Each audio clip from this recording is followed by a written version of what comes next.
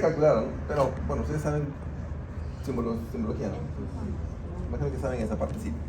Entonces, el error estándar resolviendo esto de acá, ahí está, 0.3485. Este es el error estándar o desviación estándar de la heredabilidad, 0.3485. Bien, hasta acá. Sencillo, ¿no? Nada del otro mundo. Facilita el. Vaya, poco a poco se va a complicar. El segundo método es la regresión de los hijos sobre el rendimiento de uno de los padres. En este caso ya no necesito información de los papás, ahora solamente, o de los padres. Solamente tengo que tener registro de uno de ellos. Normalmente es el papá y el registro de su respectivo hijo o hija. Ahí está. Nada más eso necesito. Ya no utilizo aquí a la mamá. Solamente utilizo a uno de ellos. Entonces acá calculo la regresión de rendimiento de la progenie sobre el promedio de rendimiento de uno de los padres. En este caso se utiliza mayormente el papá. Básicamente es más confiable en base al papá, al padre, al toro, al carnero, al berraco.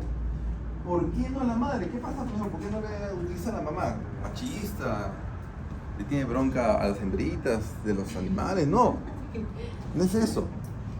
Lo que pasa es que tenemos en la parte maternal efecto ambiental maternal. Por ejemplo, ustedes han visto, por ejemplo, una marrana. Ya tenemos una marrana que tiene sus lechones.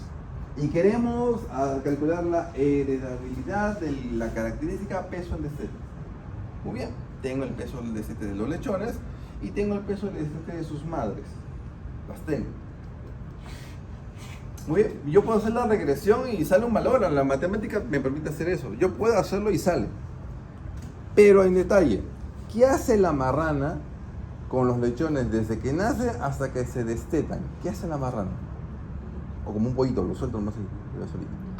¿Qué hace la marrana? ¿Han visto las perritas con sus cachorritos? ¿Qué es lo que hacen? Los cuida y le da de lactar, le da su leche, ¿no es cierto? Los limpia, la marrana también los limpia, los acicala, les da calor, los separa si se pelea, les da amor de madre, ¿no? Todo eso son una serie de factores ambientales que le están dando a los lechones o a las crías hasta que se destetan. Entonces, si hacemos la regresión del peso del destete de la marrana con el peso del destete del lechón, claro, va a salir un valor, pero en medio hay mucho efecto ambiental maternal. Y yo no quiero eso, ¿no? Yo quiero solamente ver la parte aditiva, no es lo único que me interesa. Entonces, ¿qué hacemos nosotros para evitar ese efecto ambiental? Utilizo el otro. ¿Qué hace el papá? ¿El culpable qué está haciendo? Nada, ¿no? Está ahí, yo la cría y listo, ¿no? No acicala de comer, ahí, se lava las manos, ¿eh? Entonces, en ese caso, lo que tenemos es más efectos genéticos. Si yo hago la regresión del papá con los hijos, la relación es netamente genética, porque no hay nada de ambiente ahí. Por esa razón, es más utilizado en mamíferos trabajar con el papá. Pero ojo, mucho cuidado, no es eso siempre en todos los animales. ¿En qué especie el papá cuida igual que la mamá a los hijos? O inclusive más a veces. ¿Aves? En aves, ¿no es cierto? También el pingüino. Los dos cuidan el huevo. Cuando ven volar guacamayos, cuando ven 3 guacamayos volando, ¿ustedes qué piensan? Ah, son amigos. No. Cuando ustedes vayan a Pucallpa, a Madre de Dios, ahí por Maldonado, 3 guacamayos es papá, mamá, cría. Es la familia. Entonces, ahí sí, papá y mamá tienen igualito. En caballito de mar, ¿quién lleva los huevos? El papá, ¿no es cierto? El papá es el que lleva los huevos, la mamá no. Entonces, obviamente, en esos casos, ambos por igual, o inclusive, como en el caso del caballito de mar, ahí no regresionando con el papá, ahí regresionando con la mamá, es diferente. Mucho cuidado, ¿eh? No me sé que al examen viene una especie por ahí que saben que es diferente y... No, siempre es papá, no siempre es papá. Depende mucho de cada especie. En mamíferos, o por obvias razones, en mamíferos siempre es la mamá la que da el efecto maternal, por esa razón se hace regresión con el papá, en mamíferos. Pero en otras aves y otras especies como peces, En caso de peces también el papá a veces es el que cuida. ¿Se acuerdan de Nemo? ¿Quién lo cuida? Su papá, ¿no? Merlín, ¿no? Lógico, ¿no? Bueno, la mamá murió, pero eso es otra cosa ya. La cosa es que es el papá a veces el que está influenciando, así que tienen que siempre, mucho criterio, tienen que tener mucho cuidado en ver quién es el que, qué especie es el que están trabajando y más o menos conocer cómo es que se comporta. Entonces, ahora hacemos la regresión de la parte aditiva del papá con el fenotipo de los chicos. Se hace lo mismo, acá está. Ahora es el fenotipo de los hijos, ya no con los padres, ahora es con el papá. Aquí es su papá, ¿no? Mi papá. Con el papá. Hacemos igualito la regresión, la covarianza, tal cual igualito. Hago toda esta división y al final me da la parte varianza aditiva entre varianza fenotípica. Pero miren un detalle. Aquí pongo un medio. ¿Por qué pongo un medio? Porque solo estoy contando aquí al papá, solo es la mitad de la carga, por eso debo poner acá un medio. Entonces me sale un medio de todo esto que viene a ser la heredabilidad, o sea, heredabilidad entre 2. El 2 pasa ya multiplicando, listo.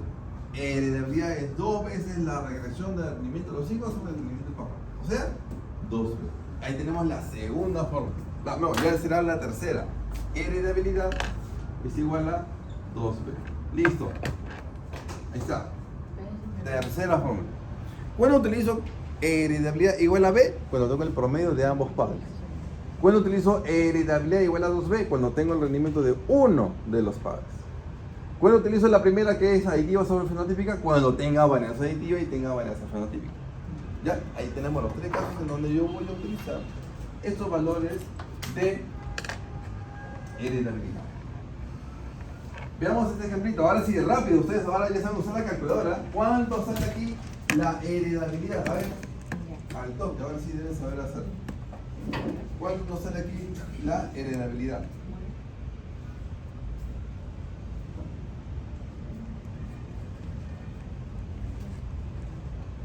Por si acaso el que no sabe usar la científica todavía, ahí está la fórmula de B. No creo que la usen, ¿no? Pero si eso está.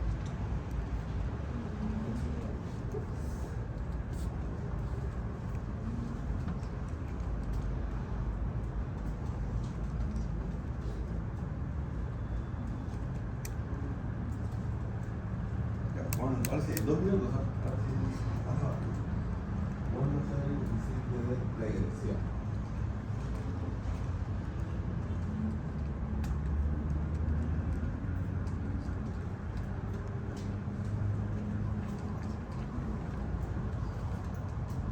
¿Cuánto sale la heredabilidad? Ahí en su coeficiente de regresión y luego calculen la heredabilidad. Voy a poner acá.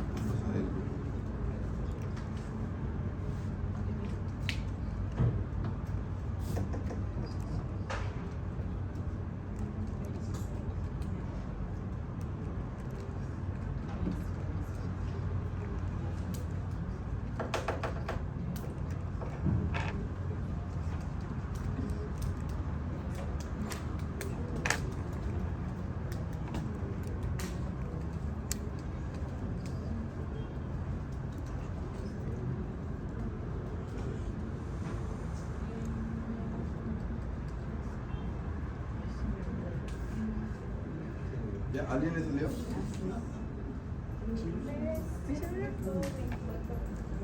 0.2428. Entonces, ¿cuánto es la heredabilidad? Entonces, la heredabilidad es igual a ¿cuánto?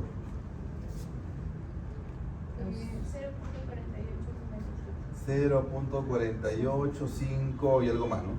Listo. Entonces, la heredabilidad, redondeando, 0.49. Ya está nuestro valor de heredabilidad. Hallado, calculado. Recuerden que en este caso es el coeficiente de regresión porque tengo un peso de papás. Solamente tengo uno de los padres, en este caso los todos. Y me sale acá 0.49. Redondeado.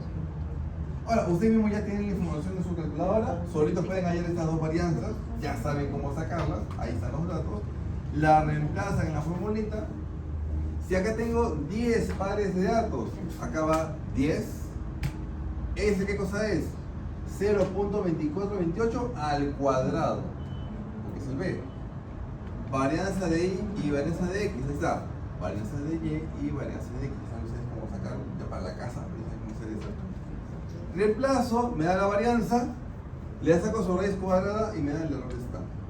Entonces, tengo una heredabilidad de 0.49 más o menos 0.75. ¿Cuánto es 0.49 más 0.75? ¿Cuánto es? 1.24. ¿Cuánto es 0.49 menos 0.75? Menos 0.26. O sea que tenemos acá el rango entre menos 0.26 y 1.24. Profesor, pero acaba de decir que solamente puede ir entre 0 y 1, ahí pasó de 1. Pero dijo que era siempre positivo y por ahí sale negativo. O sea, ¿por qué sale un rango tan amplio fuera de lo que debería esperar? Lo que sucede es que tengo muy poquitos datos. ¿Perdón? Tengo poquitos datos, o sea, puede ser un solo papá, no hay problema, pero solamente tengo 10 pares de datos. Con 10 hago muy poco. ¿Cuánto necesito para realmente tener una buena estimación del valor de heredabilidad? Si trabajo con 10 pares, 0.75. Trabajo con 100, 0.22. Recién con 5000 tengo error de 0.03. Recién aquí pasa mi tesis. Con 5000 pares de datos. ¿Se dan cuenta, no?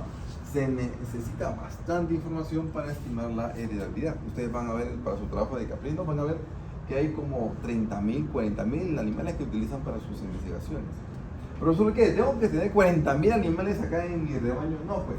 Desde que comenzaste, junta todos los registros, de décadas inclusive, y tienes toda esa cantidad. Por eso la importancia de comenzar a registrar desde el inicio, ¿no? Para que tengas toda esa información y comiences a registrar este parámetro genético. Esa es la utilidad que le damos nosotros a los registros. Nos sirve para estimar todos estos parámetros genéticos. Obviamente, eso de acá puede bajar si utilizamos otros métodos como el modelo animal. Con modelo animal ya no se requiere 5.000, se requieren más o menos unos 500, 400.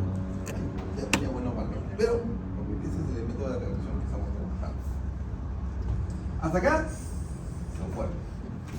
Ahora viene lo más fuerte, lo más pesado, el otro método, el de correlación medios hermanos. Este método lo que va a hacer es estimar la heredabilidad ya no por regresión. ¿Qué necesito? Necesito información de rendimiento de los hijos. Ya no es necesario ni del papá ni de la mamá, no lo necesito, solamente de las crías.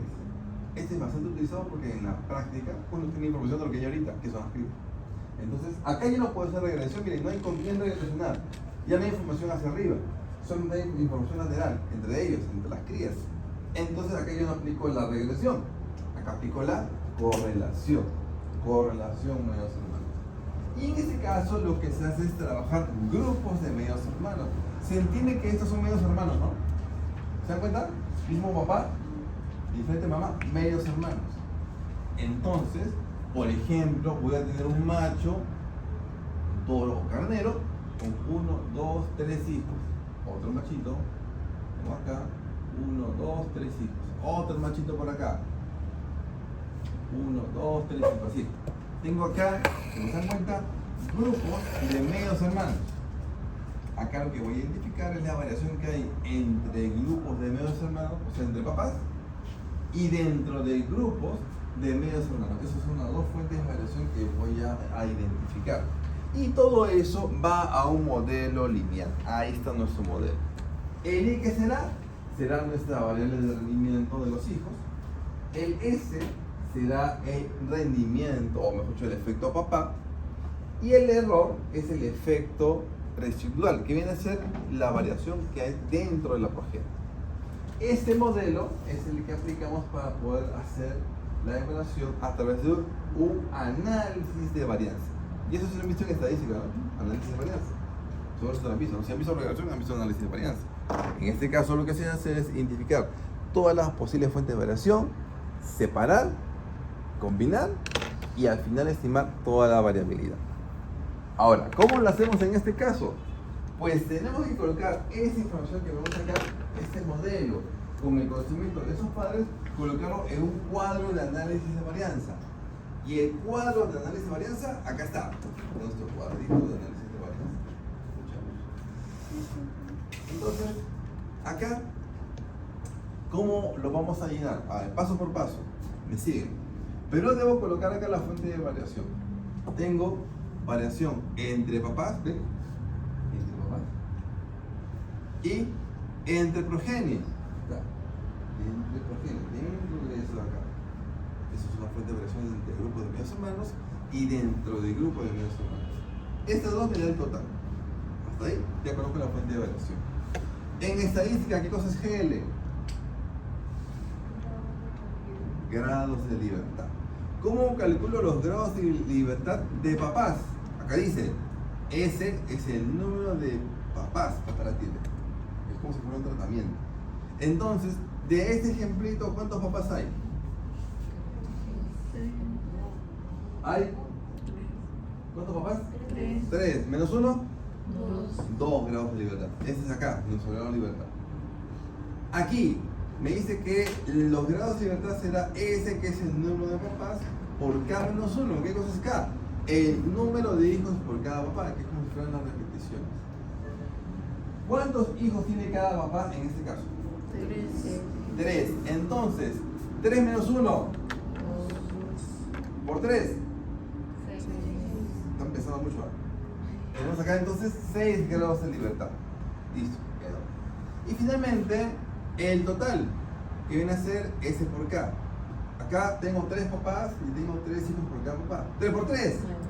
Menos 1. 8 grados de libertad. Si se dan cuenta, también sumando 2 más 6 te da 8. Las dos formas te da igualito. Ya sea por sumar o ya sea a través de la fórmula que está ahí del S por K menos 1. Te da igualito. Luego tenemos acá lo que es suma de cuadrados. Esto que está aquí es la suma de cuadrados. Debemos calcular suma de cuadrados para cada fuente de variación. Ahorita no lo voy a hacer porque esto es bastante operativo, lo dejamos para la clase de práctica porque necesito el Excel para esto. Pero, desde ahí le digo que esta suma de cuadrados que tenemos de papás y de medios hermanos, y también no de total que no lo he puesto, pero también hay. Lo que nosotros queremos hacer es, a partir de aquí, cuando ya lo sepamos calcular en la clase de práctica, pasamos a cuadrado medio. Estos son cuadrados medios. Cuadrado medio de papás, ¿cómo lo calculo? Suma de cuadrados entre grados de libertad. Así se calcula. Cuadrado medio de medios hermanos. Suma de cuadrado de medios hermanos entre grados de libertad. Entre me da el acá. Listo. Ya con eso tengo cuadrado medio. Ojo, cuadrado medio es la suma de cuadrado entre los grados de libertad. Ustedes por ahí escriban. Este de acá, ¿cómo salió?